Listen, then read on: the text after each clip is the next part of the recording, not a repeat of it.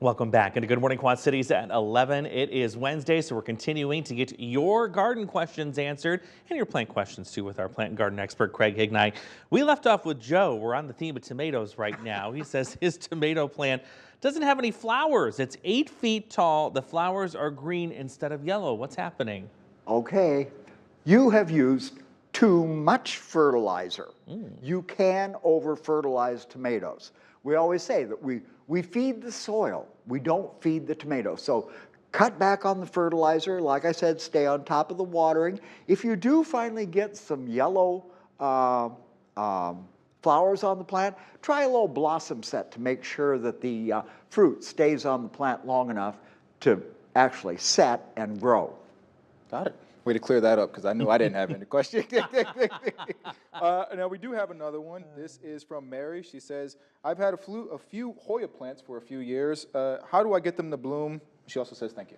Okay, Hoyas, they run to their own calendar. It's just a matter of keeping them very happy. They want bright indirect light. Remember, they normally grow under the canopy in the forest, and they actually don't grow in soil naturally. They're an epiphyte. They're growing clinging to another tree, so they need a very porous soil. You let them run just a tad dry. You water thoroughly when you do water, and use a very mild fertilizer on them just from May to August. Keep them a little on the cool side and run them a little drier during the winter. Maybe that'll get them to bloom. From Tim, what should I be doing with my rhubarb? It is looking very distressed. I was going to say water. We've had rain, but if you haven't gotten the weeds away and mulched the plant, that's where I would start. If you haven't fertilized, it's a little late in the season now, but you've still got, the thing is, you're building next year's crop now. This year's crop is pretty well done. Maybe a little organic fertilizer for some slow feed. And remember, even though you're not picking it, you still have to take care of it. Clear up until winter comes, so invest some water.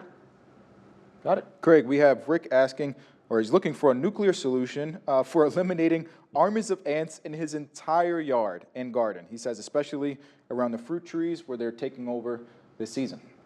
Well, you know, ants technically are the good guys. They're only bad when they're inside the house. As far, you know, you want to look for the brand name Taro. Taro is the big name in ant and termite control.